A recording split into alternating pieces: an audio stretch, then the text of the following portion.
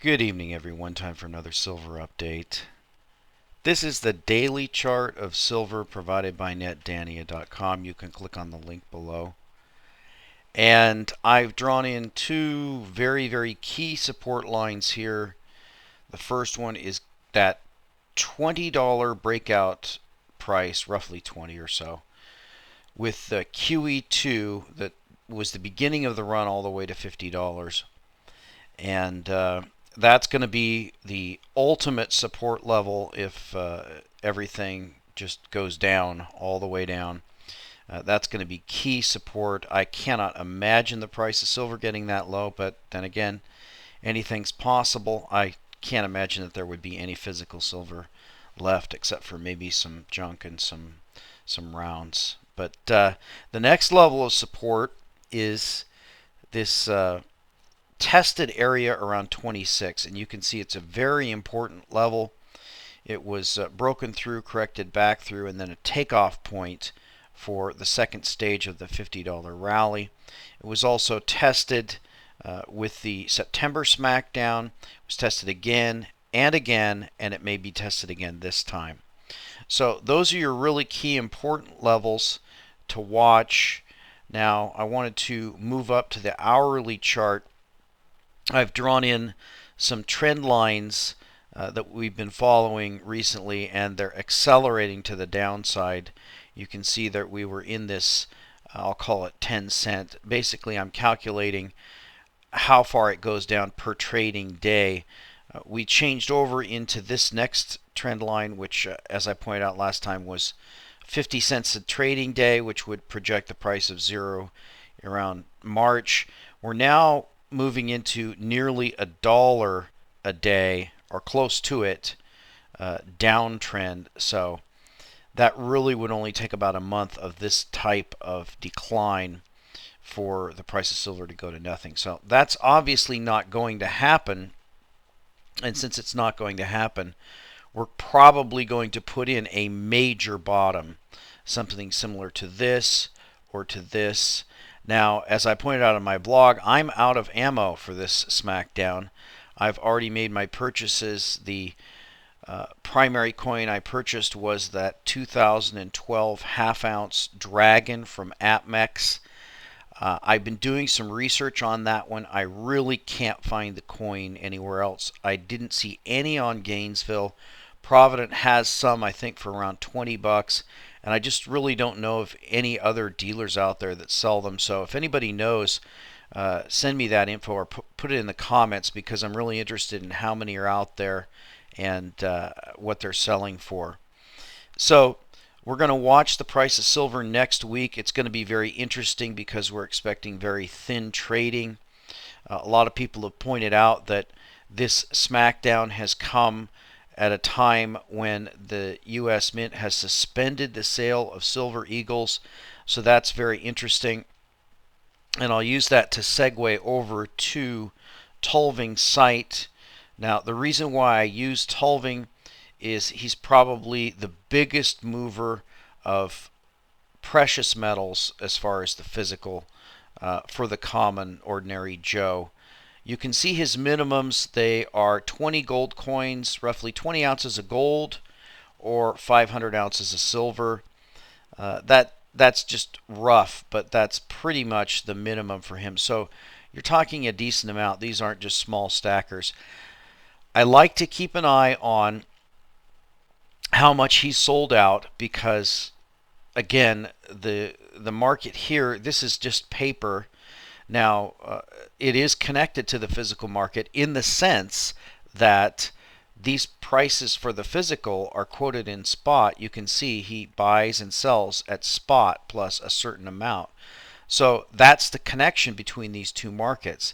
As the price of silver and gold are pushed down, in my opinion, silver is approaching below its cost of production. I don't know where that price is.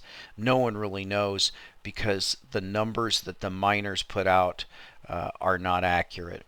We know that the miners consistently lose money, the silver miners at least. A lot of them are consistently losing money. So we can't go by those figures. We don't really know what the price is, but my guesstimate, I've heard figures of $25, maybe even higher is the cost, but we really don't know what those are. So I like to gauge the physical market by Tulving.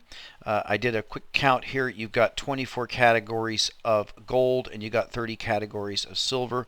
Of the gold categories, he sold out of 7 out of 24. And so you do the math. On the silver, he sold out of 9 of 30. So 9 of these categories are now sold out on Tulving.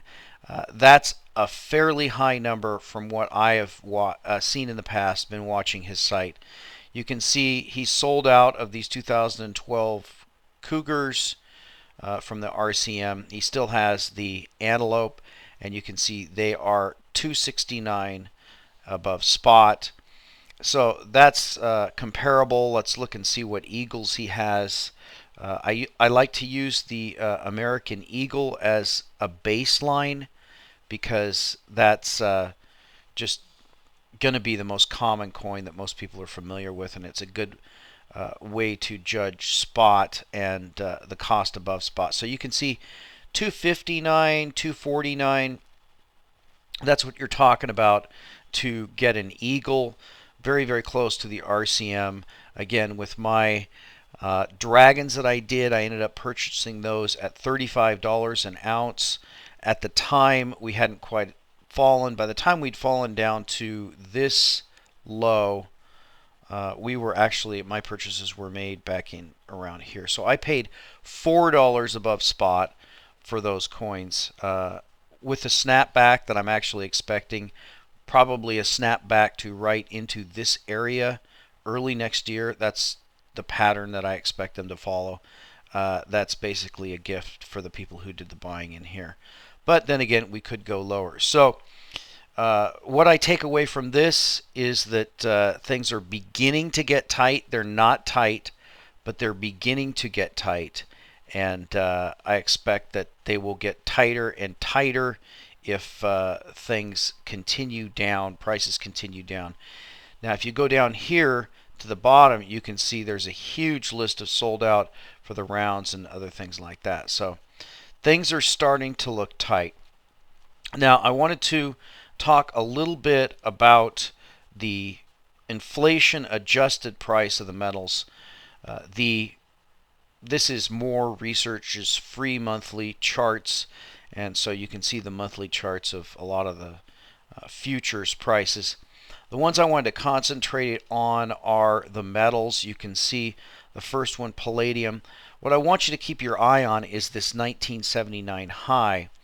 Now, a lot of people have pointed out that in silver that was a tremendous spike, and therefore you can't go by that $50 price. But looking at these charts, I don't agree. There was a tremendous spike in the price of palladium as well. You can see the top for palladium was about $350 an ounce. We're currently at $680. So we're roughly twice the high for palladium of that 1979 high. For platinum, we got a spike up to, we'll just call it 1,000, and we're at about 1,600. So we're about 60% higher than that 1979 nominal price. For copper, we're talking about 355 versus about 150. So more than 2 times on copper. And then on gold, the high, spike high was about 850, and we're about 1,700. So we're about twice that. Gold is about twice as what it was in 79. And then last, of course, we have silver. Silver is actually below the nominal high, which was up here around $50. You don't see it on this chart. So silver is the most undervalued of the metals based just on that indicator. What was the price high spike in 79? I think it's a fairly valid indicator. And if silver were the equivalent of gold, it would be over $100. If it were the equivalent of palladium, it would be over $150. And so you can see silver, in my opinion, has a lot of catching up to do. So let's get over to the main story of the night. And this is another flash crash that we had. Now, I personally believe, this is just my link to the Zero Hedge article on my blog, but you can go over and read all the charts on Zero Hedge. He gives a bunch of these charts. But I personally believe that they actually indicate their intentions when they act in the metals first. I think it wasn't a flash crash in silver, but it was a definite smackdown. That was followed by this E-mini flash crash. Now, if you remember, the original flash crash was back in May of 2010, and the Dow was taken down about 1,000 points, recovered almost all of that immediately, and was just a bizarre thing. And so I wanted to show you a little bit of this video from Backlight that goes and revisits that. Let me set the stage for you.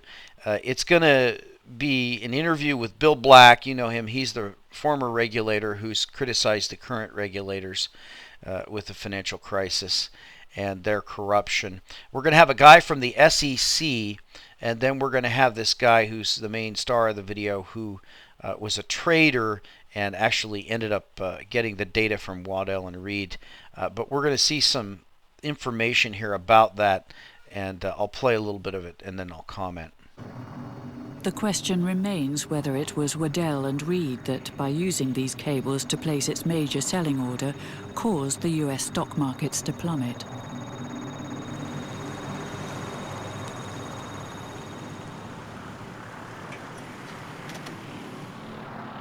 Are we at ground zero? Is this the place that triggered the flash crash? Well, the Securities and Exchange Commission in the United States and many other people say, yes, this is where it all happened, and that it was triggered by some trades, roughly $4 billion, by Waddell and Reed in a particular index. One of the things that I think people find hard to believe is how can any order move a market? A lot of the trading that goes on is market neutral. I'm trading with you, you're trading with me, back and forth, back and forth. Tremendous amount of volume, but neither of us hold more than a small amount at any given time. I sell a little, I buy a little. I sell a little, I buy a little. I sell a little, I buy a little. And then someone comes along and they say, I sell a little, I sell a little, I sell a little, I sell a little. So wait, so that completely changes the dynamic. Where's the buy part? So this is your SEC guy telling you that apparently Waddell and Reed's sin was to sell only, which is, how is a $4 billion sell order going to collapse, do nearly $1 trillion worth of damage to the U.S. financial markets? Behavior of all of the market participants changes because of this very, very large trade. Waddell and Reed says it wasn't us. And what can Waddell and Reed do, right? The more they talk about it, all they do is create publicity. And so they haven't followed that strategy. Yeah. Good evening. Hello. My name is Josh Fitzgerald. I'm the security guard at Waddell and Reed. Yeah. Waddell's they don't like to talk much. But internally, as humans are, some of them who are much closer to it are like, we can't take this anymore. And so they had seen the analysis that we had done, and they said, would you like to look at our data? And I was like, yeah, send it over. I didn't really believe it was going to come over like that, and then sure enough, it did. And then I lined them up and saw how they was executed. That was the shock for me, because then I could cut through all the talk and just see the data, because the data will always tell you what happened. If you just look at the data, there is always room for multiple interpretations. This is not a flash crash issue. This is, you take any data set anywhere, and you can have 5 people and you'll have 7 different opinions. Okay, so there is the essence of your government, represented by the SEC, their opinion. Whatever you do, don't look at the facts, because there could be any number of opinion as to what the facts are. Whatever you do, don't look at the data, because the data can be interpreted in any number of ways. That's not any way to determine things. That's absolutely asinine. This definitely resulted from that large trade and the way that that large trade was placed. You can't see that by looking at just the information that I think other folks have looked at. Wrote some software that took all the trades in that period of time, and I plotted it out to see where it traded. And I looked at, and I was like, so you see the red dots here? Yeah. That's the Waddell and Reed. These are where Waddell and Reed traded here. So all the blue dots are where they did not. You don't even see them on that one. They're not even there. So then it's not there. There's one little dot here, and there's one here and one here. Again, only when the market's going up. They only sell when the market goes up. They don't follow it or chase it down. So this algorithm actually is very sophisticated. It's extremely sophisticated. I mean, it would never sell at the bid price, for example. It would only sell when somebody was willing to pay that price, buy it. Okay, and you can follow the rest of it. The analysis is fairly good by this guy. The SEC is just left with egg on its face, in my opinion. It's patently absurd that there's no way to go and find out what happened. The data shows you exactly what happened, and as he points out later in the video, the only people who have the data of who was doing those trades other than Waddell and Reed, of course, is the SEC. So who's the SEC covering up for? Probably Goldman. We don't know. But the point is this, as I pointed out in the blog, these are fake computer-controlled markets. If your money is in paper, it can go to zero in the blink of an eye, literally. So we're talking about markets that cannot be trusted. You cannot trust these markets. That's the signal that they're sending you. How many flash crashes do you have to see?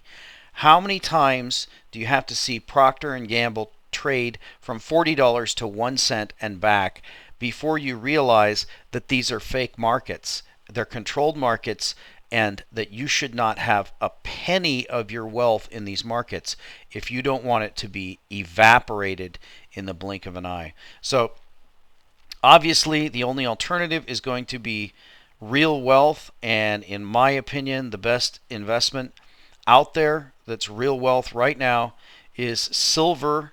It's on sale.